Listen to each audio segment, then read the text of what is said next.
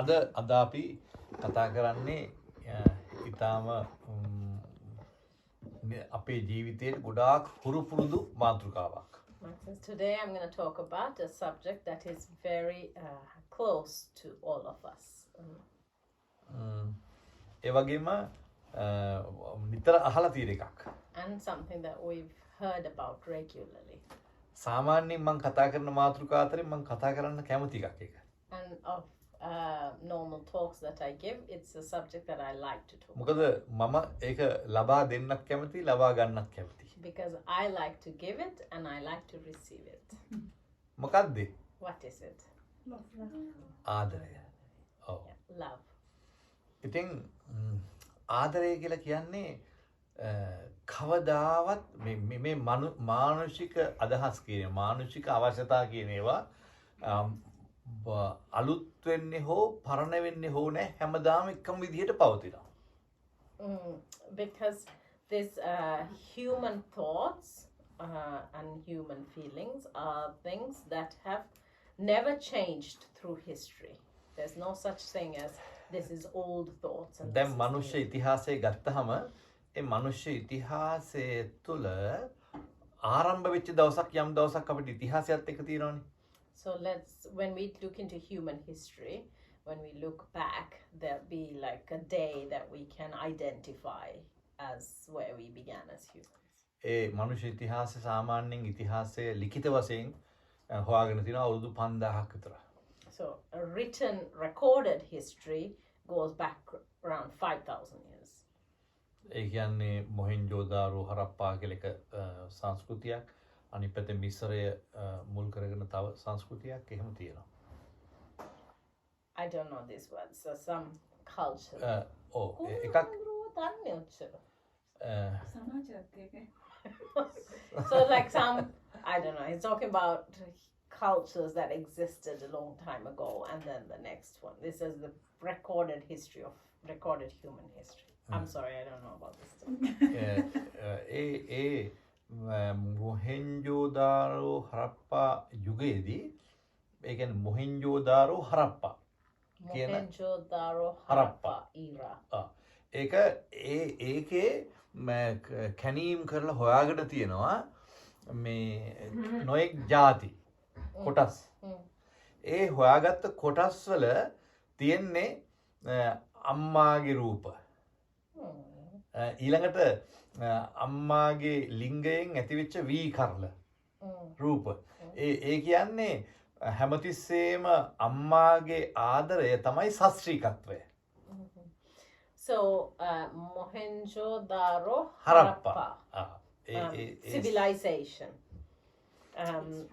It's like one of the oldest recorded human history. And in this civilization, through their like archaeological findings, they found there are drawings of like many things they found, and most drawings were of like mothers, and then from the mother like a rice plant. So amongst us it shows that the main thing is about this mother's love, and that the mother's love is the success. So that's what it's showing through this like a rice grain. දැන් එතකොට ඒ යුගයේ මේ ඒ හම්බ වෙලා තියෙන දේවල් වලින් පේනවා ඒ කාලෙත් ආදරයට විශාල තැනක් හම්බ වෙලා තියෙනවා. So from this it's clear that even from that time, love took a prominent place. ගොඩක් අය ගිහිල්ලක් තියෙනවා, ගොඩක් අය දැකලා තියෙනවා අනිත් පැත්තෙන් ඔය ඊජිප්තු මිස්රයට අයිති සංස්කෘතියේ ඔය මොනවාද මැරිච්ච මමීස් තියෙන්නේ. ඒ මමීස් මැරිච්ච මමීස් ළඟ තමන්ගේ සුරසල් සතා මැරිලා වුණා එයාවත් තියෙනවා. ඔව්. So then monks said then other civilization that you know about, like the Egyptian civilization, then there are these mummies that they found, and in some mummies there were also their pet.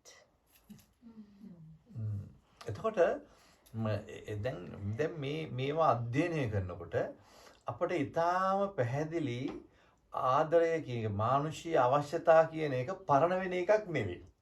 So it's very clear that the human need is not something that goes out of date. It's always current. අවුරුදු 10 ගණනක් එහා බැලුවත් ඒත් එකමයි අදත් ඒකමනේ. So if you look at thousands and thousands of years ago, the need of humans are the same as the need of humans today. ඒකෙන් පේන්නේ මේ සත්‍ය කියන එක යථාර්ථය කියන එක පරණ වෙන එකක් හෝ කල්පණින එකක් හෝ එක්ස්පයර් වෙන එකක් නෙවෙයි.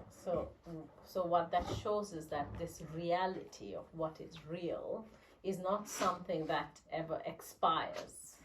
It's always current, it's always relevant. හැබැයි අපිට අපේ විලාසිතා වගේ දේවල් අපිට එහෙම පරණ වෙනවා. ආහාර වගේ දේවල් මොඩල් කියනවා පරණ වෙනවා.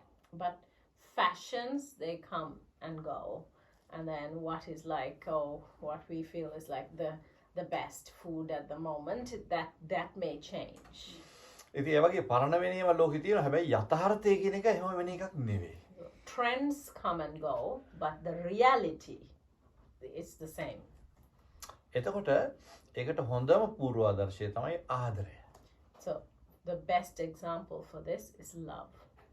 මනුෂ්‍ය ඉතිහාසෙ පටන් ගත්ත තැන ඉඳලා එදත් එහෙමයි, මැදත් එහෙමයි, අදත් එහෙමයි. So from the start of human history, from the beginning it was the same, in the middle it was the same, today also is the same. එතකොට මේ ආදරය කියන එක මනුෂ්‍යයන්ට පුදුමාකාර අවශ්‍ය දෙයක්. So this love is something that people need. ඒක අපි දැන් මේ ලෝකයේ අපි වැඩියෙන්ම කැමති දේ අපි අනිත් අයට දෙන්න ඕනේ. In this world, the thing that we love the most is what we should give to others. මං කියවනේ ලෝකේ තියෙන චක්‍රයක් කියලා. I told you that everything is a cycle. Thank you. එතකොට ඔයා දුන්න කියලා සිතේ බුදු විචනේ No, එතකොට දැන් අපි දන්නවා දැන් ඒ චක්‍රේ මේක මෙනෙහි කරන්න තව හොඳ අවස්ථාවක් තමයි අපි වී වෙපුරුවොත් අපිට හම්බ වෙන්නේ වී. So a good example of this is if we plant rice paddy, then we get the rice paddy as harvest. ඒ වගේ අපි වපුරන දේ තමයි අපිට වස්වන්න හැටි ලැබෙන්නේ. So like that, whatever we give is what we get in return. ඒ න්‍යාය තමයි ඒක තමයි චක්‍රය. This is because everything is a cycle. එතකොට ආදරය දෙනකොට තමයි ආදරය ලැබෙන්නේ. So love also, it's only when we give it that we receive it. දැන් එතකොට ආදරය සම්බන්ධව අපිට අභියෝග දෙකක් තියෙනවා. So then with love we have two challenges. එකක් තියෙනවා දෙන්න ඕනේ, අනිත් එක තියෙනවා ගන්න ඕනේ. One is that we have to give, then the other is we have to receive it. දැන් මේක දෙන්න හරි ගන්න හරි ගන්න එක නම් කමන්නේ දෙන එක ගන්න වෙලිය දෙන්න එපා අපි දෙනකොට මොකක්ද දෙන්නේ? So then to take and receive, to give and to receive, then okay, receive, we can say we can only receive what we get, but to give we have to know what is it that we need to give. So what should we give? අපි දෙන්න දැනගන්න එපා. We have to know what it is to give. දැන් එතකොට ආදරය කියන්නේ මොකක්ද? දැන් ඔක්කොම මේ කෙනාම එක පෙළියකින් කියනවා.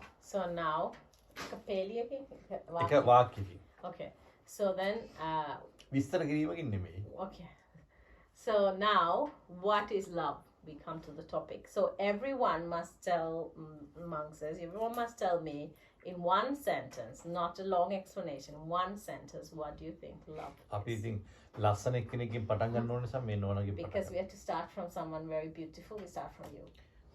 Oh, just trying to butter me up. Butter ganne palu. නෑ ආදරේ දුන්නේ. Monk says, I gave you love. That might not be the same definition as mine. Love, I think, එක පෙළියයි. being One sentence. right. Big. Might be a really long sentence. Being with someone, thinking of someone, කවුරු හරි එක්ක ඉඳීම එයා ගැන හිතීම.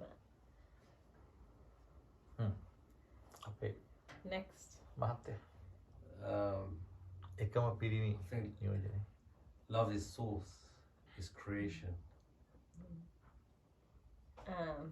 ඒක තමයි So it's where do you know what I'm trying to say about that? එක පෙළියයි. It's where it's consciousness, it's everything. That's the root of source it. Sinhala වචනේ මට. The root. Yeah. Oh, so- මූලය. Root? Oh, මූලය. මූලය. මූලය. ආදරය තමයි මූලය. මූලය.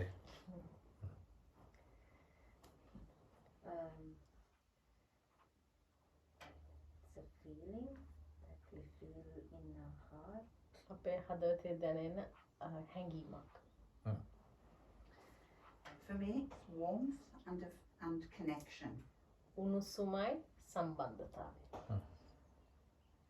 For me, it's daily acts of kindness, Edine- respect, and support. එදිනෙදා කරන අපි කරන ක්‍රියාවන් අනුකම්පාව උදව් කිරීම සම්බන්ධ එදිනෙදා කරන ක්‍රියා. ඊට පස්සේ මෙතට Affection, support, and nurturing. උණුසුම උදව් කිරීම පෝෂණය කිරීම. පැද Putting the needs of someone else before your own. අනිත් අයගේ අවශ්‍යතා තමන්ගේ අවශ්‍යතාවලට වඩා ඉස්සරහෙන් තැබීම. Care for the welfare of others. අනිත් අයගේ සුබ සාධනය පිණිස වැඩ කිරීම. ලොකුවක්. ත්‍රිෂා. Okay, mine's more of like a trust in my connection to everything, seeing how everything works together. හැමදේම එකට යන එක ගැන තියෙන විශ්වාසය. Comfort. සුප. A mixture of feelings, so happiness, fear, all kinds of feelings. කියන්නේ හැඟුම් වල එකතුවක්. එතකොට සතුට බිය ඔක්කොම එකතු. Love for me is a feeling. It's like a fuzzy feeling in the heart and in the belly, and it feels like just pours out, and it's a stillness, and it just feels you just want to. One sentence. I don't know how to explain it. You just want to pour yourself out to the world. හැඟීමක්. හදවතේ දැනෙන හැඟීමක් එළියට දෙන්න. It's just show people that you care for them. අපිට ආදරය දැනෙන අනිත් අය ගැන. මොකක්ද අනිත් අය? කියන්නේ care අනිත් අය බැලීම. ඔව්. බලාගෙන. ඔව් බොහොම හොඳයි. ඇත්තටම මේ පාර මේ ඔඩියන්ස් එක ගොඩාක් හොඳයි. බොහොම සතුටුයි. Max says I'm happy because the level of my audience is good. දැන් ඔක්කොම ඔය කියපු ඒවා එකක්වත් ආදරයෙන් පරිබාහිරයව නෙවෙයි කිව්වේ. දැන් ගොඩක් වෙලාවට ඒකෙන් පරිබාහිර දේවල් ගොඩක් අවස්ථාවල ඉදිරිපත් කරන්නේ. අද ඔක්කොම ඉදිරිපත් කළේ මේක ඇතුලේ තියෙන ඒවා. So sometimes when I ask this question, people talk about things that are actually outside of love. But today your answers are all things that are contained in love. සමහර දේවල් ඇත්තටම ආදරයමයි සමහර දේවල් ආදරය ඇතුලේ තියෙන දේවල් තමයි ඔයගොල්ලෝ කිව්වේ. Some what you talked about was love. Some what you talked about is what is inside of love, what is contained in love. ඒකේ තියෙන ස්වභාව. Its nature. ඇත්තටම ආදරය කියන එක සරලවම කියනවා නම් ආදරය කියන එක සරලවම කියනවා නම් ඒක කියන්නේ ඉස්සෙල්ලත් කියමු අපි දැන් ආදරය වගේම තව වචනයක් තියෙනවා. දෙයක් තියෙනවා. Before I explain summarize what love is, I want to bring to your attention there is something else that looks just like love but is not love. ඒ වගේම ආදරයට සමානම දෙයක්ත් තියෙනවා. There's something that is සමානම. ඔව්. ඒ කියන්නේ මං කියන්නේ කරුණාව කියන්නේ. ආදරය ළඟටම තියෙන ළඟම තියෙන එක. ළඟම තියෙන එක. Then there's also another thing that is සමානයි. almost like a simile to love. It's the nearest to love. එකක් එක වගේමයි. හැබැයි ඒක ආදරය නෙවෙයි. There's one which looks like love but is not love. එකක් ආදරයත් එක්කම යන එකක්. There's another one which moves with love. It's the closest to it. දැන් ඒකේ එකට යන එක මම ඉස්සෙල්ලා කියන්න. ඒක තමයි කරුණාව කියන්නේ. So first I'll tell you the one that moves with love, the one that is always with it. That is kindness. ඒ කියන්නේ ඒක යුගල හැමතිස්සෙම දැන් අපි අපේ ජීවිතේ දැන් මේ S2ක් තියෙනවානේ. බලනකොටම මේ එක හැක් විතරක් කියවින්නේ නැහැ නේ. දෙකම යනවානේ. So it's like they're a pair. It's like we have two eyes. So if I look there, both eyes would go there. It's not just one eye go there. They go together. So ඒ වගේ ආදරයත් එක්කම තමයි කරුණාව යන්නේ. So it's like that with love, kindness always goes with it. ආදරයයි කරුණාවයි කියන්නේ එකම කාසිය දෙපැත්ත වගේ. So love and kindness, it's the two sides of the same coin. හැබැයි දැන් අභියෝගයේ තියෙන්නේ එතන නෙවෙයි. But the challenge is not there. ආදරය වගේම එකක් තියෙනවා. The challenge is to find the one that pretends to be love. ගොඩාක් අය ආදරය කියලා අහුවිලා තියෙන එකට. A lot of people think it's love and take that. දැන් ගොඩක් වෙලාවට අපේ භාෂාවේ සින්දුවල මම දන්නවා ලෝකේ හැම භාෂාවකින්ම ආදරය ගැන ලියන සින්දුවල අපි ඔය විරහව කියලා ලියන පැත්තේ තියෙන්නෙම ඇත්තටම ආදරය ගැන නෙමෙයි කියන්නේ. රාගය ගැන. විරහව කියන්නේ? විරහ කියන්නේ නෑ රාගය කියන්නේ. ඔව් රාගය කියන්නේ ඒක. විරහව කියලා කියන්නේ ආදරය අහිමි වීමේ දුක. So Monk says in our language we have a lot of songs on love, and it's the case, I'm sure, of every language. There's a lot of songs about love. And in these songs where there are songs about like breakups or the falling out of love, it's always talking about this, which is not love, which is lust. ඒ නිසා ගොඩක් වෙලාවට ආදරය කියලා ගොඩක් අය රැවටෙන්නේ රාගයට. So a lot of people think it's love, but they get tricked because that's not love. It's දෙකම එක වගේ lust, නිසා. because they look the same. දැන් ලෝකේ එක වගේ දේවල් තියෙනවනේ. There are many things in the world that looks the same, ඒ වුණාට දෙකක්. but they are not the same. දැන් මේ කෝප්ප තියෙන ඒවා තුනක් බෙදලා තියෙනවා. එක වගේ වුණාට තුනක්නේ. So there's these three coasters here. They look the same, but they're three different coasters. දැන් අත් දෙකක් තියෙනවා. There's two arms, හැබැයි දෙකක්නේ. but they're two. එක වගේ වුණාට They look the same, but they're two. අපිට හොයන්න බෑ අඳුර ගන්න බෑ හරි දන්න කෙනෙකුට මිසක්කා මේක දෙකක් කියන එක. So unless it's someone who knows, it's hard to identify. ඒ වගේම ආදරයයි රාගයයි හඳුන ගන්න බෑ. Like that, it's very difficult to differentiate love and lust. ඒ නිසා ආදරය කියලා ගොඩාක් අය රාගයට රැවටෙනවා. So a lot of people get tricked by lust, thinking it's love.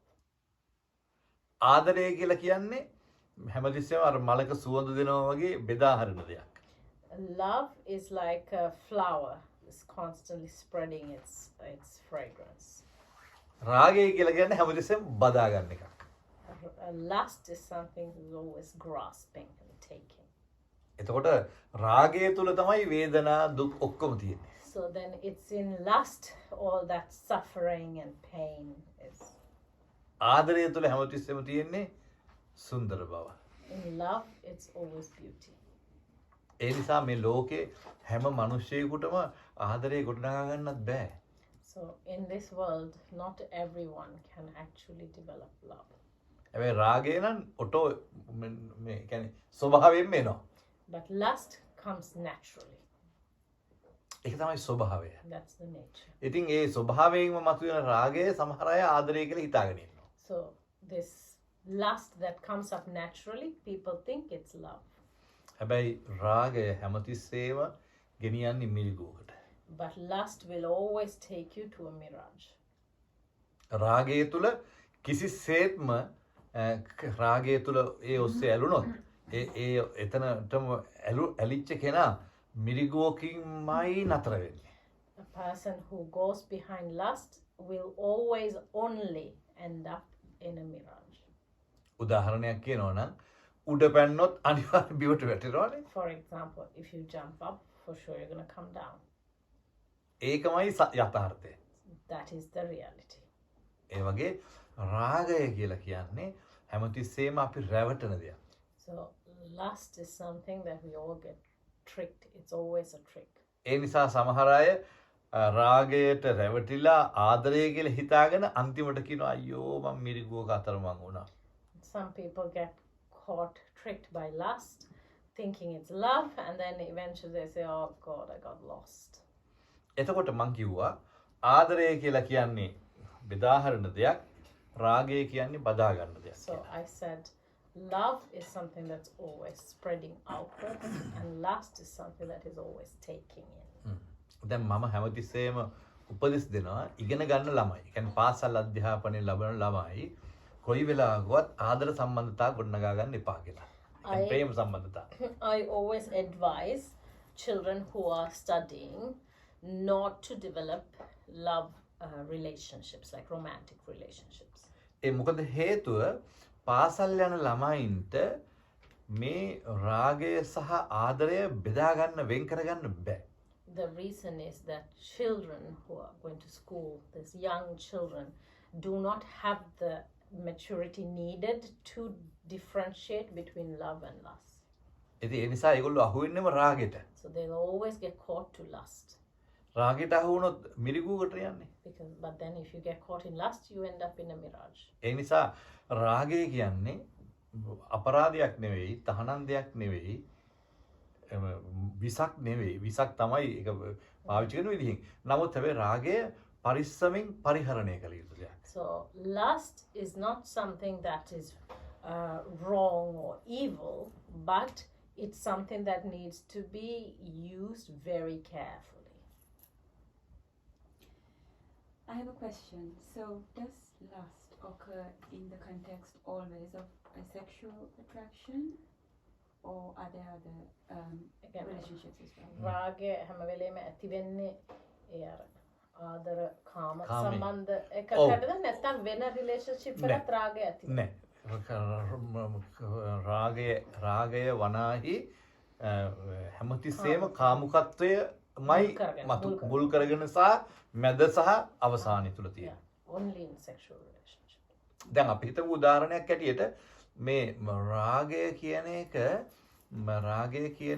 දැන් අපි හිතමු යම් කෙනෙකුට අපි මේ සලකනවා. එයා සලකන්නේ කරුණාවෙන් නෙවෙයි රාගයෙන්. හැබැයි එයාගේ රූපය කෙරෙහි තියෙන, එයාගේ පැවැත්ම කෙරෙහි තියෙන රාගයෙන්. ඒක කාමුකත්වය. So let's say someone is nice to someone else, and it could be that they are just being nice, but they are being nice out of lust.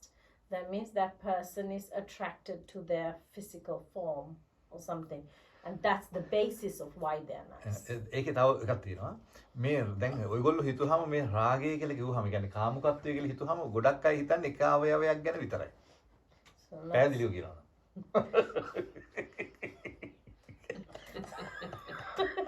So Mark says, okay,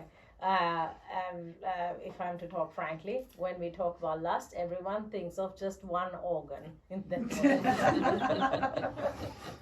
නෑ නමුත් කාමුකත්වය ඇහෙනුත් ක්‍රියාත්මක වෙනවා. But කනිනුත් ක්‍රියාත්මක වෙනවා. yeah, but sex gets activated by the eye, by the ear, නහය, by the nose, දිව, by the tongue, ශරීරය by the body. සියල්ලම ක්‍රියාත්මකයි. ඒකේ වැඩිම අර දැනීම තියෙන්නේ ඔය හිතන එකේ.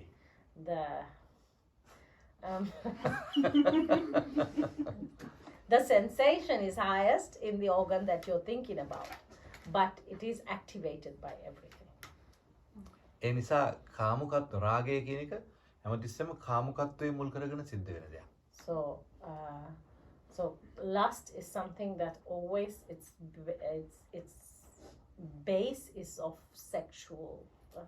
But then that implies that you can't have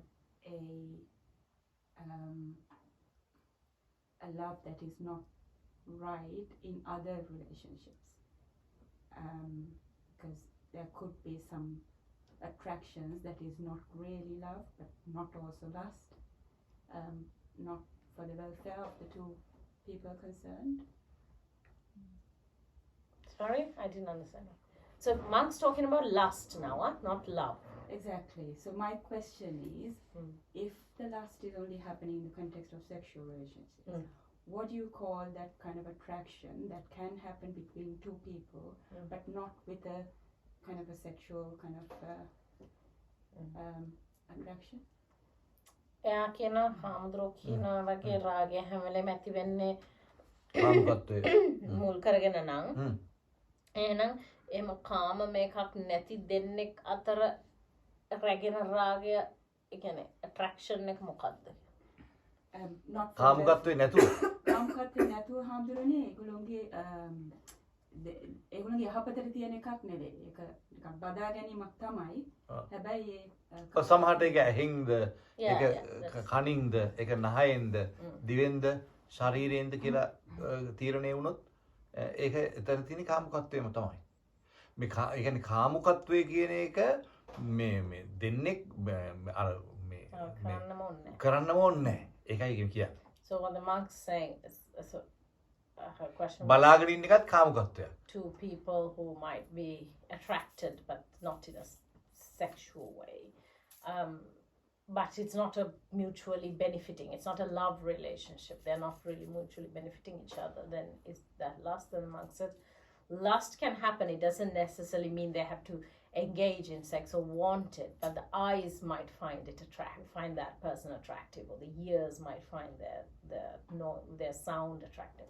So there's some kind of an attraction that is being pulled. Then that is lust. දැන් S දෙකෙන් කාමය ක්‍රියාත්මක වෙනවා. From the eyes, sexual attraction gets activated by the eyes. දැන් ඒ කියන්නේ S2 වැඩ කරලා මේ තමන්ගේ කාමුකත්වයෙන් පහ වෙන දේ වෙන අවස්ථා තියෙනවා ලෝකේ. අපි චිත්‍රපටියක් බලනවා කියලා. චිත්‍ර මොකක්ද නරක එකක් බලනකොට සමහර අයට ගැහණු පිරිමි ભેදයක් නැතුව මේ එහෙම වෙන්නේ S දෙකෙන් එතකොට කරලා තියෙන්නේ. අතින් අල්ලද්ද මොකක්වත් කරලා නැහැ S දෙකෙන්නේ. So for example, someone watching a porn film, they don't have to do anything. They can get excited just by looking at something. So the lust can get activated from many ways. ඔය මාතෘකාවස වැඩි කතා කරන්න මට බයයි. මොකද ඒක ඊට පස්සේ තේරෙන්නේ නැතුව මොනවා හරි ප්‍රැක්ටිකල් පෙන්නන්න කිව්වොත්. ඒ නිසා දැන් අපි ආදරේ තේවු. Monk says, okay, I'm scared to talk about this subject because if you don't understand, and he said, okay, give me show me a practical example. Let's quickly go to love. ඒ නිසා දැන් අපි ආපහු ආදරේට යමු. Let's go back to love. ආදරය කියලා කියන්නේ හරිම සුන්දර දෙයක්. Love is something very beautiful. ආදරය තුළ ඇත්තටම ඒ ආදරේ කොච්චර ඒකට සමීප කියන්නේ ඒකට පෙන්වන්න පුළුවන් උපමාවක් කිව්වොත් එහෙම මේ ලෝකේ තියෙන යම් දෙයක් තියනවාද ඉතාම සුපිරිසිදු ඒක තමයි ආදරය. So if we are to describe love, then if there is anything in this world that is so pure, then that is love. ඇත්තටම ආදරය කියන එක හැමතිස්සෙම සක්‍රීය දෙයක්. And love is something that is always active. ආදරය කියන එක හැමතිස්සෙම පේන දෙයක්. It's always something that can be seen. ආදරය කියන එක හොරෙන් කරන්න පුළුවන් දෙයක් නෙමෙයි. It's definitely not something that can be done in hiding. දැන් සමහර අය කියනවා අපි ආදරය හොරෙන් කළා කියලා. Some people say, oh, we loved each other in secret. එහෙම ආදරේ හොරෙන් කරන්න බෑ. Love, it's not possible. අපේ රටේ කතාවක් තියෙනවා ආදරයයි කැස්සයි සංගවන්න බෑ කියලා. We have a saying in our country that love and a cough cannot be hidden. ඒ නිසා ආදරය කියන්නේ හැමතිස්සෙම පෙන්වන දෙයක්. Love is something that always has to be shown. ආදරය ඕන කෙනෙකුට තියෙනවා නම් අපි ඒක පෙන්වන්න ඕන. If you have love towards someone, you have to constantly show it. ඒක ඇස් දෙකෙන් පෙන්වන්න පුළුවන්, ඒක කන් දෙකෙන් පෙන්වන්න පුළුවන්, ඒක නහයෙන් පෙන්වන්න පුළුවන්. ඒක හැම විදිහටම අපිට පෙන්වන්න පුළුවන්. So with your eyes you can show it, with the way you speak you can show it, in every way you can show it. ඒ නිසා ආදරය කියන එකට සරලම තේරුම ගත්තොත් If I'm to take the most summarized version of explanation for what love is. දැන් ඔයගොල්ලන්ට මං කියන එක වාක්‍යයෙන් කියන්න කියලා. I told you to say in one sentence what love is. දැන් මම කියන එක වාක්‍යයකින්. I will tell you what it is in one sentence. එක වචනකින්. In one word? Yeah. සුවපත් කරවීම. Comforting the other. In our language it's one word. සුවපත් කරවීම. එතකොට සැබෑම පිරිසිදුව හොඳම ආදරයට ඕනනම් තව වචනයක් ඔතන එකතු කරන්න පුළුවන්. For true love, I can add a little bit more. ආත්මාර්ථයෙන් තොරව සුවපත් කිරීම. Selflessly comforting the other. ඒක තමයි ආදරය කියන්නේ. That is true love. ඒ නිසා තමයි ඒක හරිම සුන්දරම දේ බවට පත් වෙන්නේ ලෝකේ. That's why it becomes the most beautiful thing in the world. ඉතින් ඒක නිසා ආදරය තුල ආපහු නැවත බලාපොරොත්තු වෙන දෙයක් නැහැ. So in love, there is no expectation of return. හැබැයි තමන් ආදරේ සැබෑ ආදරේ දෙනකොට තමන්ට ඒක ලැබෙනවා. So, but when you give true love, you get it in return. හැබැයි හැමතිස්සෙම අපි ආදරය ලබා දෙන්න ඕනේ ආදරය දන්න කෙනෙකුටයි. But we need to give true love to a person who knows what love is. අපේ රටේ කතාවක් තියෙනවා මලේ මෙලෙක බව දන්නේ නැති අය මල් නෙලන්න එපා කියලා. We have a saying in our country, a person who doesn't understand the softness of a flower petal, they shouldn't be out picking flowers. මලක මෙලෙක සිතා ගන්න බැරි අතකින් මල් නෙලන්න එපා යාළුවේ. It's the same thing he said in Yeah. the song. ඉතින් ඒ හැමතිස්සෙම ඒකෙන් කියන්නේ ආදරය ගැන දන්න අය තමයි ආදරය කරන්න ඕනේ. So it's those who know about love are the ones who should actually engage in love. ඉතින් කනගාටුවට තියෙන්නේ මේ ලෝකේ ගොඩාක් අය දැන් වර්තමානයේ තුල ආදරය ගැන දන්නේ රාගය ගැන තමයි දන්නේ. Unfortunately, in the modern world, many people have no idea what love is. All they know is lust. ඒක නිසා ආදරය කියලා කියන්නේ හැමතිස්සෙම ආත්මාර්ථයෙන් තොරව සුවපත් කරවීම. Love is selflessly comforting the other. එතකොට ආදරේ ප්‍රභේද තියෙනවා. Love also has categories. අම්මලා තාත්තලා දරුවන්ට දෙන ආදරය. And the love that parents give to the children. ඒ වගේම දරුවෝ මව්පියන්ට දෙන ආදරය. Then the love children shows to the parents. සහෝදර සහෝදරියෝ සහෝදර සහෝදරියන්ට දෙන ආදරය. Then love between siblings. ඒ වගේම පෙම්වතුන් පෙම්වතියන්ට දෙන ආදරය. Then the love between lovers. ස්වාමියා භාර්යාවට දෙන ආදරය. Love between spouses. යාළුවෝ යාළුවන්ට දෙන ආදරය. Love between friends. අසල්වාසීන් අසල්වාසීන්ට දෙන ආදරය. Love between neighbors. පාර යන අය පාර යන අයට දෙන ආදරය.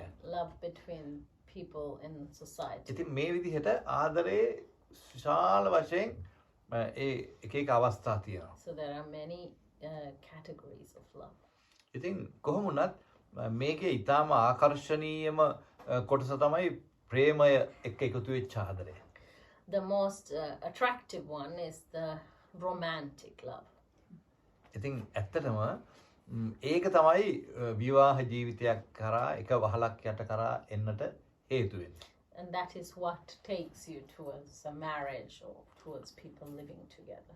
ඒක තමයි මානවයාගේ පැවැත්මේ චක්‍රය තුළ ඊටාම සුවිශේෂ අවස්ථාව බවට පත් වෙන්නේ. And then that becomes the most important element of a person's cycle.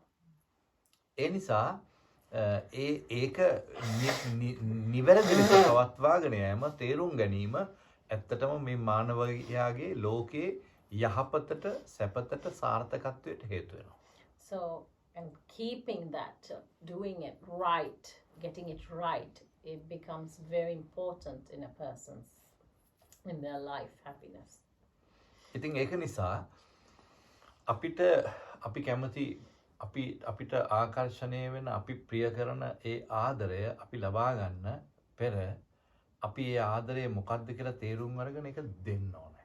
So before we start looking to receive love, we need to understand what love is and start giving it. මේ අපි කවුරුවත් මං හිතනවා අපේ ජීවිතේ තවමත් ප්‍රමාද නැහැ. So I look around, I don't think anyone's late yet. අපිට පුළුවන් අපිත් එක්ක ජීවත් වෙන අයට ආදරය දෙන්න. So we can give the love to the people that we are living with. ඒ ආදරය අපි ලබා දෙනකොට ඇත්තටම ලෝකේ ආදරයත් එක්ක මිනිස්සු වෙනස් වෙනවා කලියට. Actually in the world with love, many people change. මං හිතන්නේ මෙතන ඉන්න අයගෙන් වැඩි දෙනෙක් දන්නවා මගේ පන්සලේ ඉන්න අලිය ගැන. Max says, සාම ගැන. maybe ගොඩ දෙනෙක් දන්නේ නැහැ. දන්නවා ඔයා මෙයා දන්නවා. You know about my elephant? Sama? Monk has an elephant in his temple. So Monk says maybe. No, Q&A. මගේ පන්සලේ ඉන්නවා සාම කියලා ඇතින්නක්. There is an elephant called Sama who lives in the monk's temple. එයා අපේ Real elephant. A real elephant. මේ එයා අපේ සාමාන්‍ය අපේ රටේ ගොඩක් කැලෑ තියෙනවා කැලෑවල අලි ඉන්නවා ගොඩක්. In our country, there's a lot of forests, and we have we have a lot of elephants, Asian elephants. ඉතින් ඒ අලින්ගෙන් විශාල ප්‍රමාණයක් අනාථ වෙනවා අවුරුද්දකට. මොකද ලෝකෙම තියෙන ප්‍රශ්නයක් තමයි දැන් මේ කැලෑ එලි කරනවා කොච්චර කිව්වත් අහන්නේ නැහැ. ඉතින් ඒවත් එක්කලා මේ ලෝකෙ පෙන්වන්න කමන්නේ. ඉතින් ඒක නිසා ලෝකෙම තියෙන ලොකුම ගැටලුව තමයි මේ අලි එහෙම කැලෑ සත්තු අනාථ වෙනවා. One of the biggest problems that we have in the world is with this deforestation that is happening so badly, that a lot of wild animals are losing their habitat. ඉතින් එතකොට ඒ අනාථ වෙන අලින්ගෙන් කොටස් තුනකට ඒගොල්ලෝ බෙදනවා. And in this elephants that then get lost or orphaned, they categorize them into 3 categories. එක කට්ටියක් ඒගොල්ලන්ව ඉක්මනින් පුනරුත්ථාපනය කරලා ආපහු කැලේටම යවනවා. One category, they try to rehabilitate really quickly back into the wild and then release them back into another forest. තව කට්ටියක් ඒගොල්ලන්ව කැලේට ගිහිල්ලා අනිත් සතුත් එක්ක ඒගොල්ලන්ට එකතු වෙන්න බෑ. ඒගොල්ලන්ව හැමදාම තියාගන්න වෙනවා කන්න බොන්න දෙදී. So another category, they cannot go back into the wild, and so they are kept in captivity. අනිත් අයට විශේෂ අවශ්‍යතා ඒගොල්ලෝ එක්ක කකුල් නැහැ අතපය නැහැ එක්ක මොකක් හරි තුවාල වෙලා මොකක් හරි විශේෂ අවශ්‍යතා ඒගොල්ලොන්වත් හැමදාම තියාගන්න ඕනේ ස්පිරිතාලේ තියාගන්නවා වගේ. So some are injured, so they cannot go back into the wild, so they are kept in like a center where they are looked after because they need medical care. ඉතින් දැන් අපේ එහෙම අලි පුනරුත්ථාපනය කරන මධ්‍යස්ථාන කීපයක් අපේ රටේ තියෙනවා. So there are many, there's a few elephant migrant homes. ඒකෙන් ලොකුම එක ඒකේ සාමාන්‍යයෙන් අලි 70කට තමයි පහසුකම් තියෙන්නේ. In the largest one, there's only space for 70 elephants. නමුත් එතන ඉන්නවා අලි 105ක්. But there are 105 elephants there. දැන් අපිට නම් කොහොම හරි මේක ඇඩ්ජස්ට් කරගන්න පුළුවන් ඉඩ නැති වුණත් අලින්ට එහෙම බෑනේ. ඔයගොල්ලෝ දන්නවනේ අලින්ගේ සයිස් එක. So if it's just us, we can somehow squeeze in and have a couple of extra people, but we can't do that with elephants. They're not small. ඉතින් ඒක නිසා අපේ රටේ අර දිගටම තබාගත යුතු අලින්ව සත්තුන්ට ආදරය ඇති ඒකට පහසුකම් හදලා දෙන්න පුළුවන් අයට ඒගොල්ලන්ව බාර දෙනවා හදන්න. So these elephants that need to be kept in captivity but don't need medical care, and they then try to find people who have enough space and kindness to look after them and will hand over some elephants to them. එතකොට මටත් කිව්වා අපේ පන්සලේ තිර තියෙන නිසා මම සතුන්ට ආදරේ නිසා මටත් කිව්වා ඒකේ ඩිරෙක්ටර් මහත්තයා අලි දෙන්නෙක් අරගෙන ඇවිල්ලා ඔබ වහන්සේගේ පන්සලේ හදන්න කියලා. So the director called me because it's quite known in Sri Lanka how much I like animals. So they said, you have a big temple, can you keep a couple of elephants? ඉතින් ඒකට මට කිව්වා ඇවිල්ලා කැමති කෙනෙක් ඉස්සෙල්ලා තෝරගන්න කියලා. මම කිව්වා එක්කෙනෙක් ගන්නම් ඉස්සෙල්ලා කියලා. So I said, first I'll take one and see. So then I said, okay, come and pick whichever one you want. ඉතින් මම එක දවසක් උදේ පාන්දර ගිහිල්ලා පින්නවල අලි අනාථාගාරෙන් උදේ ඉඳලා හවස් වෙනකම් මම ඒ අලි ගැන අධ්‍යයනය කළා. 105 ගැනම අධ්‍යයනය කළා. So one day I went really early morning and I examined all the 105 elephants. I studied all of them. එහෙම අධ්‍යයනය කරලා ඊට පස්සේ මම ඩිරෙක්ටර්ගේ මහත්තයාගේ කාමරයට ගිහිල්ලා හවස කිව්වා මම තෝරගත්තේ සාමාව කියලා. So I did that all day. Then in the evening I went to the office of the director and I said, okay, I picked Sama. එතකොට මේ මහත්තයා පුටුවෙනුත් නැගිටලා කන්නඩියත් අතට ගලවලා අරගෙන ඇස් දෙකත් ලොකු කරගෙන බය වෙලා වගේ හො කවුද සාමාව තෝරගන්න කිව්වේ කියලා. Then the director was shocked when I said it. He got up from his chair, took his glasses off, and in a really shocked voice he was like, who told you to pick Sama? මං කිව්වා කවුරුවත් කිව්වා නෙමෙයි ඔබතුමා මම්ම තමයි තෝරගත්තේ මං හිතනවා යා තමයි මට ගැලපෙන්නේ කියලා කියලා. So then I said, no one told me. I chose her because I think she's the one who suits me best. ඉතින් එතකොට මේ මහත්තයා කිව්වා මේ අලි අනාථාගාරේ ඉන්න භයානකම සැරම කිසිම කෙනෙකුට ලං වෙන්න බැරි පාලනයක් නැතිව එක්කෙනා තමයි යා. So then the director said, well, Sama is the most dangerous elephant that we have here. No human can get close to her. So she's the most dangerous one of all the elephants we have. ඉතින් මට කිව්වා ඔබ වහන්සේ ලොකු වැරදීමක් කරගෙන තියෙන්නේ ආව ගන්න නැතුව මේ බලු පැටව වගේ උරුතල් කරන්න පුළුවන් අලි ඉන්නවනේ. ඒ කවුරු හරි එහෙම කෙනෙක් ගෙනියන්න මොකද පන්සලක් නේ සෙනගත් විතර එනවනේ කියලා කිව්වා. Then he said, so I think you made a big mistake. Because there's many elephants here who are like puppies. You can just pet them and they're very nice to have. And you have a temple, a lot of public come there. So I really don't think you should take Sama.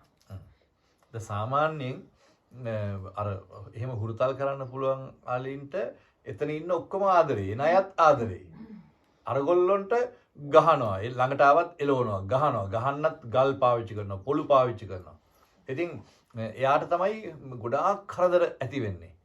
So but these elephants who are like puppies and who are lovable, actually everyone who works there also love them. And then everyone who visits the place also love them. But these dangerous elephants, nobody loved them.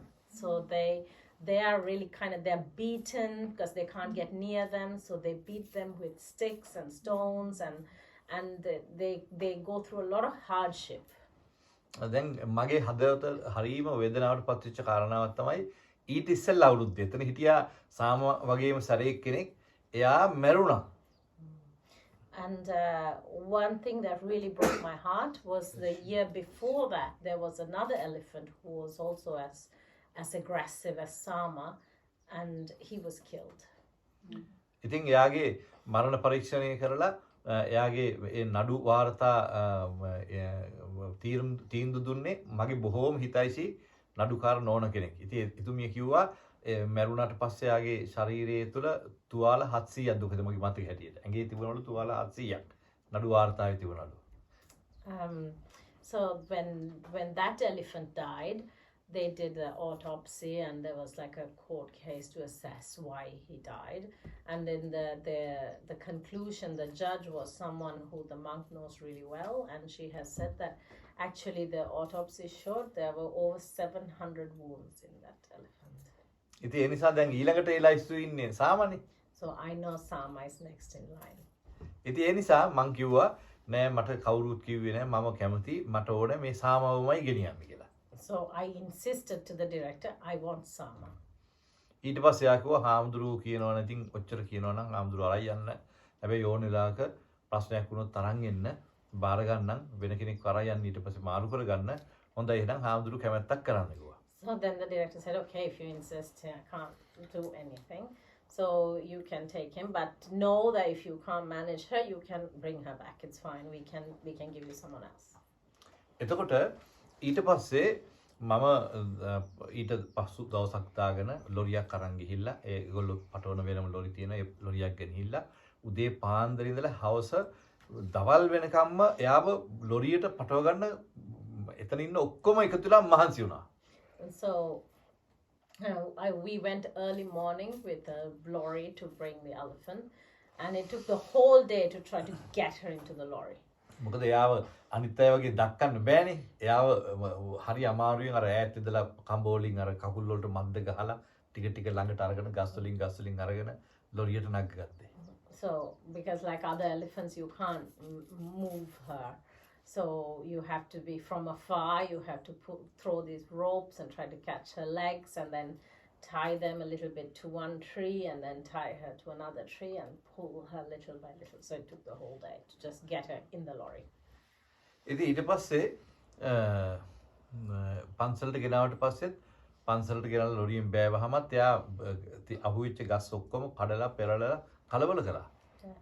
And then eventually when we got her in the lorry and the lorry came to the temple and we unloaded her, she pulled out all the trees around in my temple and destroyed everything. ඉතින් කොහොම හරි යාව නියමිත යාට හදපු ගෙදරට ඇතුළට අරගෙන යාව ගැට ගැහුවට පස්සේ මම එයාට දුන්නා මේ බොහෝම මේ ආසාවෙන් ඈත ඉඳන් විසි කළා අන්නාසි ගෙඩියක්. මොකද අපේ රටේ අන්නාසි ගොඩාක් රසයි සුවඳයි.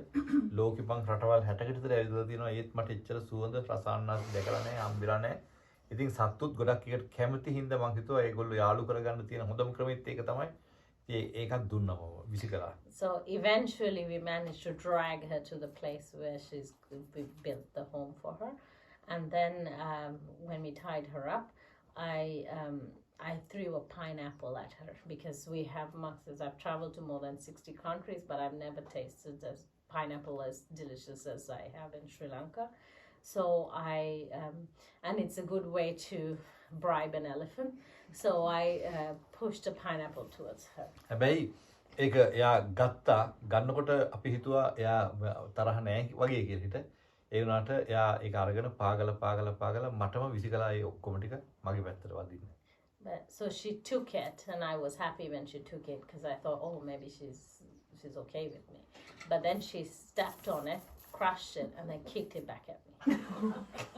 ඉතින් ඒ වෙලාවෙත් ඒ කට්ටිය කිව්වා පේනව නේද මේ හාමුදුරනේ හිතන තරම් ලේසි නෑ මෙයාව මේ අම්බම් කරන්න කන්ට්‍රෝල් කරගන්න කියලා. So even then the men who were there to help were saying, you can see now she's not easy, she's not an easy animal to deal with. හැබැයි මම කලේ මොකද්ද මං හැමදාම දවසකට කීප වතාවක් එයා ළඟට ගිහිල්ලා සාමා මං වාට ආදරෙයි කිය මම කතා කළා මොනවා හරි කෑම දේවල් විසි කළා. ඒ වගේම මම අර උදේ කියපු මෙත්ත සූත්‍රය මේ කියලා අතේ තියාගෙන වතුර බෝතලයකට වතුර වාදනයකට ඒ මෙත්ත සූත්‍රය කියපු වතුර ටික මං එයාගේ ඇඟට ඉහිනවා ඈතද. So but I didn't give up.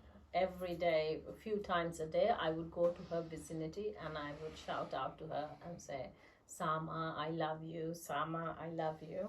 And instead, I used to also take a water jug and I would chant into it the chant the monk chanted this morning, the loving kindness chant, and then throw that water at her. ඉතින් ඒ විදිහට කටයුතු කරගෙන යනකොට සතියක් යනකොට යා වුණ දැන් මන් දිහා එයා මගේ දිහාවට මගේ එයාගේ ඇස් දෙක වැඩ කරනවා. Then after about a week I noticed that she looks at me when I go. Her eyes follow me around the temple. මං වත්තේ එහෙම යනකොට එයාගේ ඇස් දෙක එහෙම මං කොහෙද යන්නේ කියලා බලනවා. When I walk around in the temple, she looks at me. She follows me with her ඒක eyes. තමයි එයාගේ පළවෙනි හඳුනා ගැනීම. එයා පෙන්눔 කරනවා මට දැන් ඕකේ වෙන්න එනවා කියලා. So that was a sign that she's made some connection to me because she started checking me out. සති දෙකක් තුනක් යනකොට මම ළඟට ගියා. By 2-3 weeks, I could get close to her. ඊට පස්සේ මම හිමිසීරු යට කවන්නත් පටන් ගත්තා. Then I could start to feed her. මම ළඟට යනකොට මම කවන්න පටන් ගත්තාම අර වැඩ කරන තැන අය වාහන අරගෙන ආව බලන්න මේ සාමා ළඟට ලං වෙනවා කියලා කිව්වා. So when I started feeding her, people from that orphanage, it's quite far. පහක් විතර දුර. ඔව් පැය 3ක් විතරනේ. 3ක්. It's about 3 hours distance from the temple. Those people who worked there hired vehicles and came to see because they couldn't believe that a human can get near Sama. ඉතින් නමුත් මාස 3ක් යනකොට එයා බලු පැටියෙක් වගේ වුණා. But by 3 months she was like a puppy. මං හිතන්නේ මේ You fed her? Yeah. එතකොට මේ ගොඩාක් අපේ යන අපේ පන්සලට ගොඩක් සෙනග එන්නේ පොඩි ළමයි එන්නේ එයාට කෑම කවන්න. A lot of kids now come to the temple because they want to feed Sama. ඉතින් එයා නිකන් දැන් දරුවෙක් වගේ. Now she's like a kid. බලන්න මම මේ කියන්නේ ඔයගොල්ලන්ට අලියෙක් උනත් වෙනස් වෙනවා ආදරේ හැමුවේ. What I was trying to show is even an elephant will change in the face of love. ඔයගොල්ලෝගේ වල අලි නෙමෙයි ඉන්නේ. You don't have elephants in your houses. මිනිස්සුනේ. You only have to deal with humans. ඒ නිසා මිනිස්සුත් එක්ක ගනුදෙනු කරන එක ඊට වඩා ගොඩාක් පහසුයි. It's so much easier to deal with humans. ඒ නිසා ගොඩාක් අපිට අපේ ජීවිතේ අපේ සමාජික අපිත් එක්ක ඉන්න අයව අපිට සකස් කරගන්න පුළුවන් සැපවත් සතුටින් ජීවත් වෙන විදිහට ආදරය කරුණාව දීමෙන්.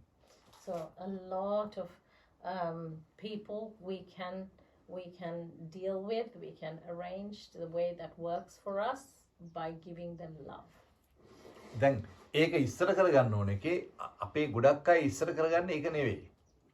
Even though that's what we have to put in the forefront is love, but unfortunately what many people put into the forefront is not love. ගොඩක් අය ඉස්සර කරගන්නේ අයිතිවාසිකම්. A lot of people put to the forefront is rights and rights like my rights and law. දැන් ගොඩාක් අය හදට හිත තියෙනවා අපි කාන්තාව හැටියට අපිට අයිතිවාසිකම් තියෙනවා කියලා ගොඩක් අය හිතනවා. So a lot of people like now women say okay we have women's rights as a woman I have these rights. ඒ වගේම පිරිමි හැටියට ඒගොල්ලෝ හිතනවා මං කියන විදිහට මට ඕන විදිහට නැත්තම් මං මේ ගහලා බැනලා හරි එක හදා ගන්න ඕන කියලා එයාගේ අතේ පයේ ශක්තිය පාවිච්චි කරන්න හදනවා. Then men think okay I need things the way I want, if not I will use my physical strength to get it. එතකොට මේ දෙකෙන්ම අන්ධ වුණාම ආදරයට ඒක බාධාවක්. But when you become blind by these things it's an obstacle to love. ඒ නිසා ඇත්තටම අද ලෝකේ බොහෝ වෙලාවට ප්‍රේම සම්බන්ධතාවයේ යම් සුන්දර බවක් ඇති කළාට ඒ ප්‍රේම සම්බන්ධතාවයෙන් අනතුරුව ඊළඟට ගොඩනගෙන ඊළඟ එක්තැන් වීම තුළ තියෙන්නේ අයිතිවාසිකම් පිළිබඳව ගැටලුවක් බවට පත් වෙනවා. ආදර කතාවක් දැන් නැහැ. Now actually even though people come together to live together and all of this stuff they are all worried about their own rights. There's no talk about love. There's no space for love anymore. දැන් මට මතකයි අපි pandemic එකට ඉස්සෙල්ලා ආවා මේ අර කොහෙද අරයාගේ කාඩිෆ් වල ආව දේශනයකට ලොකු හෝල් එකක. Before the pandemic Monk we used to come and do talks and we did a talk in Cardiff. ඉතින් ඒකේ හිටියා පෙම්වතුන් යුවලක්. There was a couple who came to this talk. කොච්චර හරි කියනවා නම් මට දේශනය කරද්දි මගේ ඇහැ කොයි වෙලාවෙත් එතෙන්ටමයි ගියේ මොකද හේතුව මේගොල්ලෝ කොයි වෙලාවෙත් දෙන්නට දෙන්න ඉඹ ගන්නවා. So Monk said I was very distracted during this talk because this couple is always cuddling and kissing each other. ඒ විතරක් නෙමෙයි පුටු ගොඩක් මේ තියෙන අතර ඉතින් ඕන තරම් පුටු තිබුණා මේගොල්ලෝ පුටු එක පුටුවක තමයි හිටියේ. And not only that there were like many the chairs for people to sit but these two are sitting in one chair together. ඉතින් දැන් මම එකපාරක් කල්පනා කළා මේගොල්ලෝ මේ විඩ ප්‍රමාණය මගේ අත් දෙකෙන් ගන්නත් මදි. කකුල් දෙකයි ඔක්කොම එකතු කරලත් මදි. මේ ඔක්කොගේ මතපය වල තියෙන ඇඟිලි ටික එකතු කරලත් මදි මේක ගැන ගන්න කියලා. So Monk said at one point I thought I can't even use just one hand to count the amount of times they're kissing each other. And then both hands, all my toes, is still not enough. And even if I use everyone in the audience, everyone's fingers and toes is still not enough to count the amount of times they are kissing each other. ඉතින් මේ දෙන්න එච්චර හරි සුන්දර ලෙස හිටියා එතන කුරුළු ජෝඩුවක් වගේ හරි ලස්සනට හිටියා. So it was so beautiful that they are so together and so in love. ඉතින් මං හරි සතුටු වුණා. I was very happy for them. ඊට පස්සේ ආපහු අවුරුදු 2කට 3කට පස්සේ අපි ඇවිල්ලා ආයෙත් එතන දේශනයක් තිබුණා. Then after a few years I went to give another talk there. එදත් මේ දෙන්න හොඳට මට මතක හිටියා. Then I of course I remember this couple and they were there again. හැබැයි එදා පුටු දෙකක හිටියේ. Then that day they were sitting in 2 different chairs. මං අඩු ගානේ කීපාරක් අද මේ ඉඹ ගණීති කියලා බලන්න ඇඟිලිත් ලෑස්ති කරගෙන හිටියා. එකපාරක් හත් තිබ්බේ. I kept my fingers ready to count how many times they're going to kiss, but they didn't even kiss once. දැන් මට හරි ප්‍රශ්නයක් මොකද ඒ කියලා. So I was really confused. ඊට පස්සේ මං දේශන ඉවරලා කතා කරනකොට ඒගොල්ලෝ බැලුවම දැන් ස්වාමි පුරුෂයෝ භාර්යාව වෙලා. Then after the talk I spoke to them and then I found out now they have got married.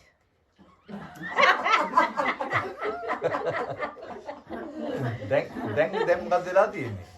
දැන් අයිතිවාසිකම් මත යන්න දෙන්න.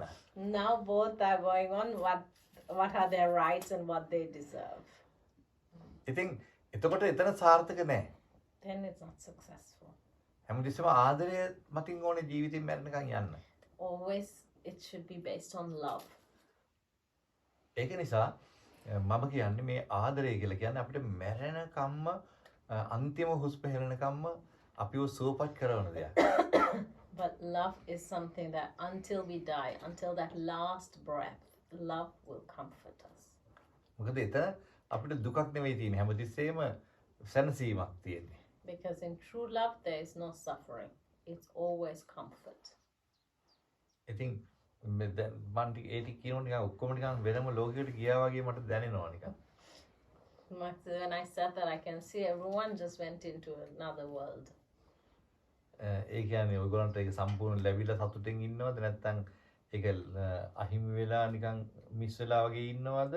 එහෙම නැත්නම් මොකක්ද කියන එක මට දැනගන්න ඕනේ. So tell me, is it because you have all have that love and you're happy because of it, or you had it and you lost it, or you never had it? What is it? Tell me. I haven't. Oh, yeah, take a tea. Very good. Very good. I've been married to my husband for 17 years. And it's just wonderful. And we do a lot of kissing, cuddling and holding. Oh, අවුරුදු 17ක්ලු. ඔව්. තාම අත්අල්ලගෙන ඉන්නවලු ඉඹිනවලු. ඔව්. හොඳම මිනිහෙක්. You'd run out of fingers and toes. එයා මෙතන හිටියනම් හාඳුරන්ගේ ඇඟිලි කකුල් මදි වෙනවා. මදි වෙනවා. ඒක තමයි. හරි වාසනාවක්. දැන් ඒකේ සතුටු වෙන්නේ අපි ඔයගොල්ලෝ දැන් විවාහත් වෙලානේ. විවාහත් වෙලා අවුරුදු 17ක් නේ. ඒකයි මතේ. I'm really happy because you're married. So it's so special. දැන් එහෙනම් මං කියන එක සනාතුනානේ. So that proves my talk then. ඒකයි. ඉතින් එතෙන්ට අපි යන්න ඕනේ. මේ ජීවිතේ සාර්ථක වෙන්න නම්. To make a success of our life, we need to get there. ඒ වගේම තමන්ට ආදරයට හරි කෙනෙක් නැත්තම් ආදරයට ගැලපෙන එහෙම ආදරය කරන කෙනෙක් නැත්තම් හුදකලාව වාසය කිරීම තමන්ගේ සැපතට හේතුවක් වෙනවා. And then just like that, if you cannot find that right person to give true love to, then it is for your own comfort, it is better to be alone. හැබැයි මං එහෙම කිව්වහම දැන් ඉන්න අය අතාරින්න එපා. But because I said that doesn't mean you break up with whoever you're with now. සැබෑ ආදරය දීලා යව හදාගන්න බලන්න. If you're with someone, try to give them true love and see if they change.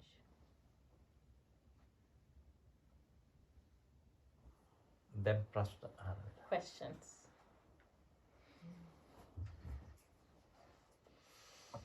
අපි 10 දෙනෙක් පටන් ගත්තේ. Question. ඔව්. Mingala.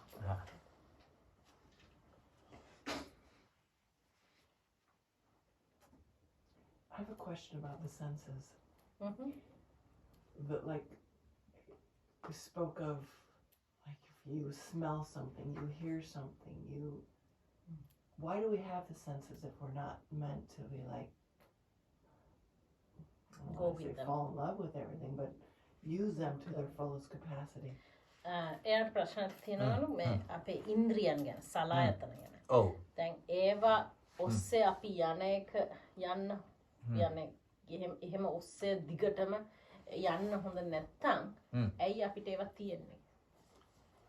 ඉතින් එහෙනම් මේ දැන් මේ පාපය හොඳයිද නරකයිද? මේ ලෝකයේ තුල හොඳක් තියෙනවා නරකක් තියෙනවා. එතකොට අපි ඒවැ හොඳ නරක තෝරගන්න ඕනේ පළවෙනි පියවර. දෙවෙනි පියවර යම් දෙයක හොඳ පැත්තට පාවිච්චි කරන්න පුළුවන් වැරදි පැත්තට පාවිච්චි කරන්න පුළුවන්. ඒක අපි තෝරගන්න ඕනේ. දැන් අපි හිතමු උදාහරණයක් හැටියට. Sorry. So first thing is in the world there is good things and there are bad things. We need to know what we pick. Then the second is everything we have can be used to do good and can be used to do wrong. And so we have to be careful how we use. දැන් අපි හිතමු උදාහරණයක් හැටියට S2 තියෙනවා. For example, we have 2 eyes. දැන් අපි හිතන්න පුළුවන් මේ S2කින් අපිට පුළුවන් තරම් උපරිම දේවල් බලන්න ඕන කියලා. So we can think, okay, I have to use these eyes and see as many things as I can. දැන් අද ලෝකේ anxiety කියන එක වැඩියෙන්ම ඇති වෙලා තියෙන්නේ මේ S2කින් online බලාගෙන ඉඳීමෙන්. So today the world is suffering from anxiety. It's like an epidemic. Everyone's suffering from anxiety. Why it is there is because the eyes are being overused because of online and social media. ඉතින් ඒ නිසා මේ ශරීරය තුල තියෙන ඇහැ අපිට වටිනවා, කන අපිට වටිනවා, ඉන්ද්‍රියයන් වටිනවා. හැබැයි මේක හරි එකක් පැත්තකින් తాවකාලිකයි, අනිත් පැත්තෙන් මේක කොයි වෙලාවෙ වැරදි පැත්තට යනවද කියලා විශ්වාස නැහැ. ඒ නිසා 100% මේවා ගැන විශ්වාස කරලා වැඩ කරන්න බෑ. So yes, so for us, our eyes are important, our ears are important, our senses are important. But one is they are impermanent, they are not forever. And the second is you never know where they're going to go. So you cannot 100% rely on them. දැන් තව උදාහරණයක් කිව්වොත් එහෙම අපේ හිත. Another example is our mind. දැන් අපේ ජීවිතේ අපි කිසියම් අසරණ වීමක්, කඩාගෙන වැටීමක්, දුකටපත් වීමක් වුණා නම් ඒකට ප්‍රධානම වගකීම අපේ හිත. So in our life, if we ever had a depression or a real deep suffering, then the main cause is our mind. දැන් උදාහරණයක් ගමුකෝ. දැන් යම් කෙනෙක් ආදරය කියලා හිත රාගයේ ඔස්සේ ගිහිල්ලා රැවටිලා අන්තිමට මුළු ජීවිතේම අවුල් වෙලා. So a person goes, let's say for example, a person went thinking it's love but got caught to lust and then completely got their whole life messed up. දැන් ඒකට කවුද වග කියන්න ඕනේ? So who is responsible now? අපේ හිත. It's our mind. අපිව රවට්ටන්නෙත් අපේ හිත, රැවට්ටුවා කියලා කියන්නෙත් අපේ හිත, ඒ රැවටීමෙන් විදවන්නෙත් අපේ හිත. So the one that tricks us is our mind. The one that later tells us that we got tricked is also our mind. The one that suffers because of all of that tricking is also our mind. දැන් මෙහෙට ආවා එක තරුණයෙක්.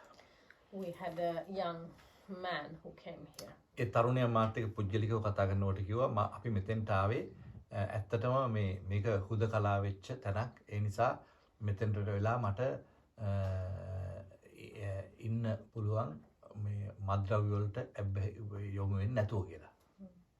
Yeah, there was a young man that came here and he said, I came here because this place is a bit isolated and I'm an alcoholic.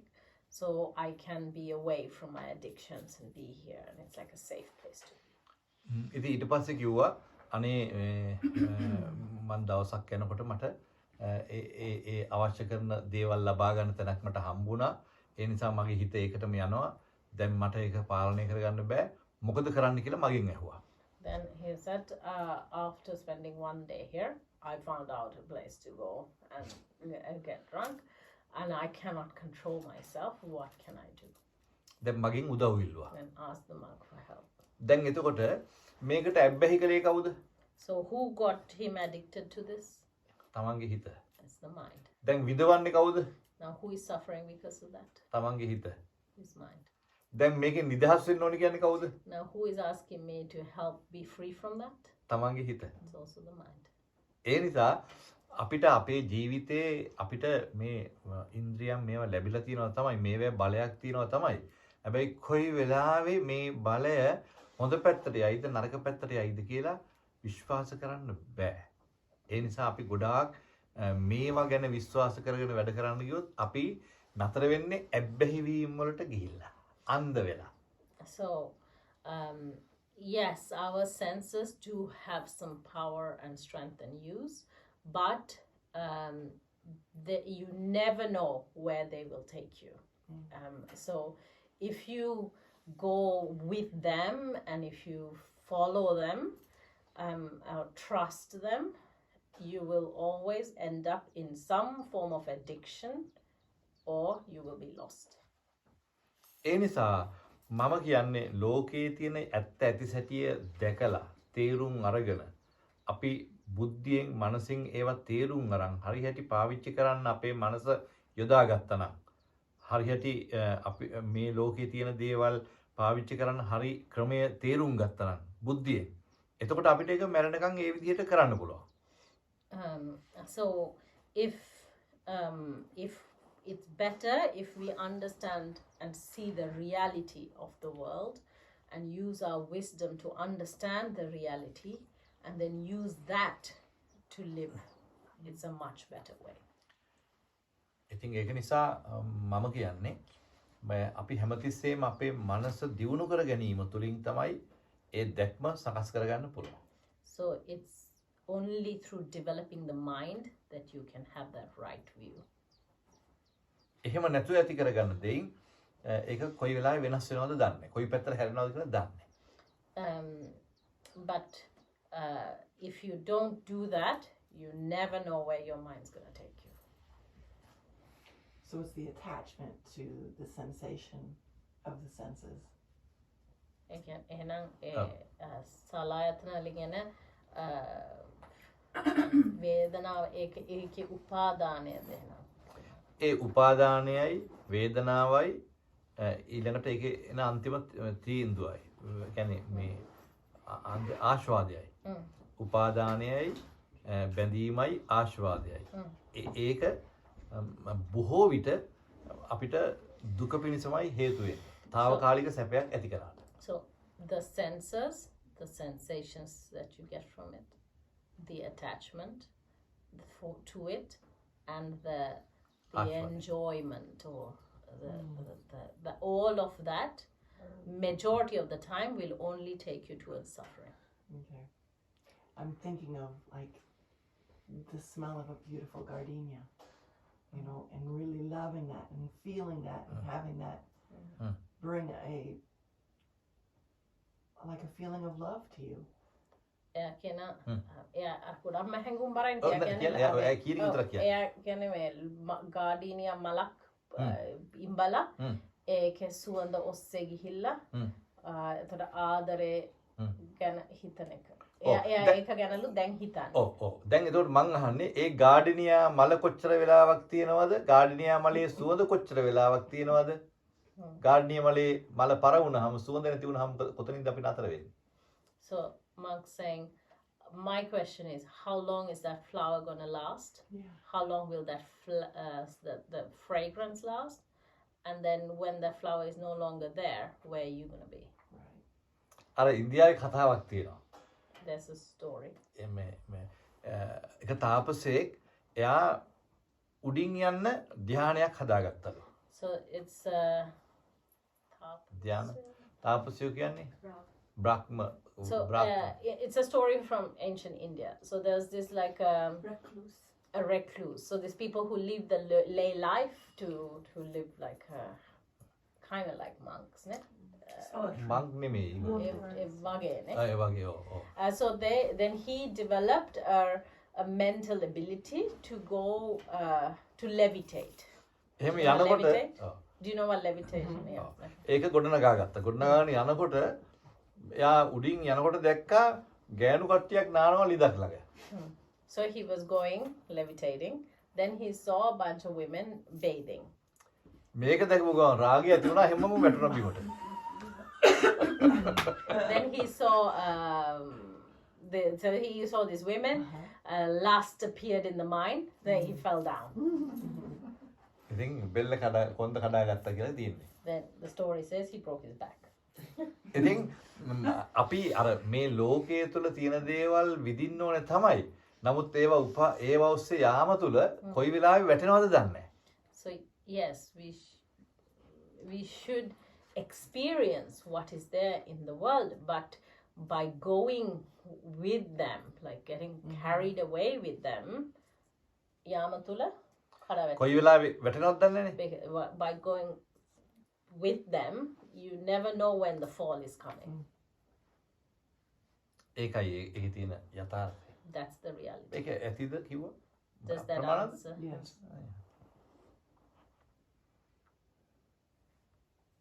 Any other questions? I have more questions, but I'll explore that in one time. Okay. I was also thinking about love and lust. Is there, I know he explained, but is there any ways to know which is which? Figure out which is which, especially when you're getting into a relationship, you know, how do you know that from the other person, even if we love selflessly? Nona, ආදරේ රාගය ගැන හඳුරෝ කිව්වනේ. එතකොට දැන් අපි අලුතෙන් කාව හරි හම්බ වෙලා රිලේෂන්ෂිප් එකක් පටන් ගන්න හදනකොට කොහොමද අපි හොයාගන්නේ? මොකද මේ අපේ ආදරේ තිබුණත් එයා අපිට දෙන්නේ ආදරේද රාගයද කියලා කොහොමද හොයාගන්නේ? අන්නේ හොඳ ප්‍රශ්නයක් ඇහුවේ. Very good question. ඔව්. දැන් මේක අඳුර ගන්න බැරි මොකද දන්නවද හේතුව? අපි ඔක්කොම රාගය තමයි ඉස්සරහට දාගන්නේ. Sorry, my bad. Why we struggle to identify is because we all put lust out there. එතකොට හොයාගන්න බෑ අන්ධ වෙනවනේ. රාගය හැමතිස්සෙම අන්ධ වෙනවා. අතරමඟ. Lust always blinds us. ඒ නිසා රාගය පොඩ්ඩක් පාලනය කරගෙන ආදරය කරුණාව ඉස්සරහට දාන්න ඕනේ. So you have to try to control lust and then try to put love and kindness out first. ඔව්. ඉතින් ආදරය ඉස්සෙල්ලා පැහැදිලි කරගෙන හරියට හදාගෙන ඊට පස්සේ රාගය එළියට දාගත්තට කමක් නැහැ. So, yeah, if you put love and kindness first and then you assess the situation, then later you can put lust out. දැන් අර නෝවේජියන් ළමෙක් හම්බුණා අපිට මෙහෙදි. අනේ. ඔව්. මේ ඒ ළමයා මේ එයා දැන් එයාට ආදරය කරන්න කෙනෙක් හොයනවා. We met this one of our guests, a Norwegian, very beautiful young lady who is looking for a partner. ඉතින් ඊට පස්සේ මම ඇහුවා දැන් ඔයා කොහොමද හොයන්නේ කියලා. So the monk asked, okay, what's the process? එතකොට එයා කිව්වා එයා කරන්නේ මේ හැම එකනත් ඒ හම්බෙන එකනත් එක්ක කිව්වා එයා හොයලා හොයාගන්න බැරි හින්දා දැන් අවුරුදු 37යි ඊට පස්සේ හැමෝම කිව්වා මෙහෙම කරන්න කියලා. දැන් එයා එහෙම කරන්න පටන් ගත්තා කියලා ඒකයි එයා කිව්වේ. එයා මුලදී එහෙම කළා නෑ. ඒකින්ද එයාට හම්බුන්නේ නෑ. ඊට පස්සේ හැමෝම ගෝල මෙහෙම කරන්න. ඔව් කොහොම හරි දැන් එයා දැන් මට හම්බෙනකොට එයා කරන්නේ ඔක්කොමත් එක්ක නිදා ගන්නවා. So yeah, so when she was a little bit නෑ 37ක් යාට. නෑ එච්චර වෙන්නේ නෑ. 37ක්. ඇත්තද? ඒකනේ යා දැන් ඒකට ගියේ අන්තිම පියවර හැටියට මොකද හරියන්නේ නැති නිසා. මම හිතන්නේ ඔබතුමී කෙනෙක් කියලා නෙවෙයි මම කියන්නේ. චිත්‍රපට නෙලේ අර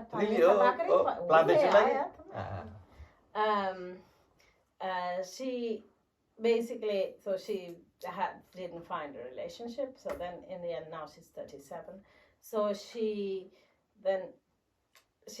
now what she does is she goes out with guys and she sleeps with them and then sees if it works. So she was telling the monk, this is the process she's following. ඉතින් දැන් එයා මයින් අහනවා ඒ ක්‍රමේ හරිද කියලා. So she asked me, is that okay? දැන් මම ඇහුවා දැන් ඒ විදිහට දැන් කී දෙනෙක් පරීක්ෂා කළාද කියලා. So I said, okay, how many did you test like this? එයාට මතකත් නැහැ. She also can't remember. ඉතින් මම කිව්වා ඔයා තවත් විනාශලා වැටලා නැත්නම් නැති වෙනවා. You're destroying yourself. ඒ කියන්නේ හැමතිස්සෙම රාගය ඉස්සරහට කරලා දැන් අපිට තියෙන ප්‍රශ්නත් එක්කලා අපි කරන්නේ මොකද්ද? කාමන්න එහෙමවත් බලනවා කියලා හිතාගෙන රාගය ඉස්සරහට කරලා ඒක කරන්න ගිහිල්ලා අන්තිමටම ඔක්කොම එක කරලා අයින් වෙනවා. එහෙම නැත්නම් ඒකෙන් රවට්ට ගන්නවා. අපි තවත් අතරමං වෙනවා. So actually people think like, okay, I'm not finding anyone, at least like do this and then you try this approach, but in the end you just put lust out and people just take your lust and they move on and you're even more lost and you're more broken. ඉතින් ඒක නිසා මේ වැඩේ කලබල වෙලා කරන්න පුළුවන් වැඩක් නෙවෙයි. This is not something you can do in a hurry. ආදරය කියන එක කලබලයට කරන්න පුළුවන් හොයන්න පුළුවන් එකක් නෙවෙයි. Love is not something that can be found in a hurry. කලබල වෙච්ච ගමන් මතුවෙන්නේ එකපාරටම රාගය. If you're in a hurry, then what comes up is lust. ඒකට තවත් අවුල් කරලා වටලා විනාශම වෙනවා. So then you get even more broken and more destroyed. I think lust is painful and love is peaceful. රාගය අන්තිමට ඒක රිදවනවා. ආදරයෙන් අන්තිමට සැබෑවමයි. ඒක නිසා තමයි ආදරය හොයාගෙන රාගය ගන්නෙ. මොකද හේතුව නැත්තම් රාගය ඉස්සරහට කරගෙන ගියහම රාගය ඉවරුණාට පස්සේ ආදරේත් නැහැ. ආදරය ඉස්සර කරගෙන ගිහිල්ලා රාගය තිබුණාම රාගය ඉවරුණත් ආදරේ තියෙනවා. ඉතුරු වෙලා. That's why I said you put love first, then you bring lust. So when the lust is ended, the love remains. But if you put lust first and then love, when the lust is ended, there's nothing there. අපි සැබෑ ලෙස තේරුම් ගන්න ඕනේ අපිට තේරෙන දෙයක් නේ රාගය කියන එක කොයි වෙලාවක හරි අපිට නැති වෙන දෙයක් නේ. Because you have to realize, no? The reality is the lust doesn't always last forever like that. One day it ends. ඉතින් ඒ නිසා ඒක මත තීන්දුව తీරන ගත්ත අය ඔක්කොම අමාරුවට එනවා. So people who make decisions based on that, they are going to get into trouble.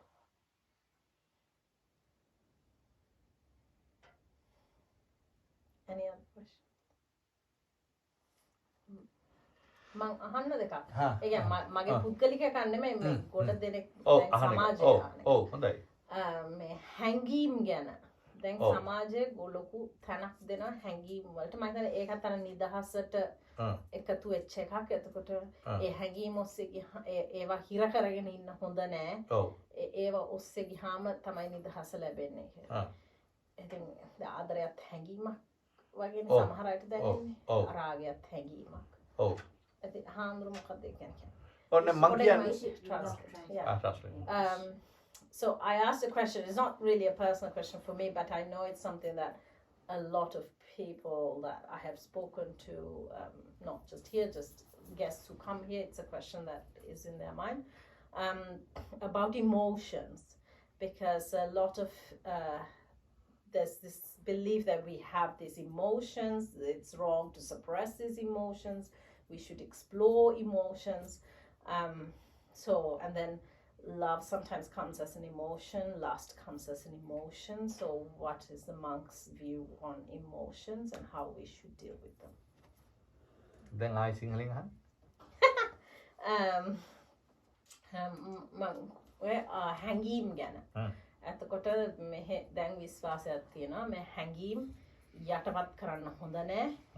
ඒවා එළියට ගන්න ඕනේ, ඒවා ඔස්සේ යන්න ඕනේ.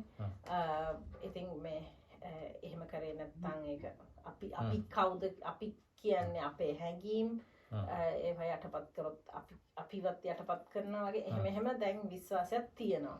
එතකොට ආදරයත් සමහරක් වෙලාවට හැඟීමක් රාගයත් හැඟීමක් තියෙන හාඳුරු මොකද්ද? ඔව් නෑ ඇත්තටම මෙහෙමයි. හැඟීම් යටපත් කරන්න උත්සාහ කරන එක බැලුම් බෝලයක් වතුරේ හංගන්න උත්සාහ කරනවා වගේ වැඩක්. So emotions, so monk says trying to suppress emotions, it's like trying to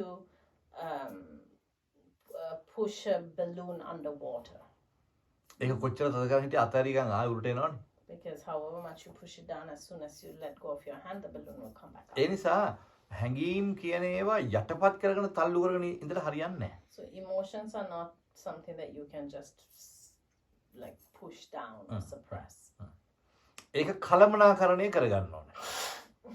And they need to be managed. ඒක දැන් අපි කිව්වා කේන්ති ආවහම අර අපි බාත්රූම් මෙහෙට ගිහිල්ලා මූණ හොදලා ඒ කටයුතු ටික කරලා එනවා කියලා. එතකොට අපිට ඒක කලමනාකරණයක් වෙනවා එතන. යට තල්ලු කරන්න ඕනේ මේ යට ඇතුළ තල්ලු කරන්න ඕනේ. So yesterday we talked about anger. So when anger arises, what should you do? The monk said not suppress it. If it is there, then we manage it by not shouting and going through with it, but going to the toilet and washing your face with cold water. So that's a way to manage that emotion.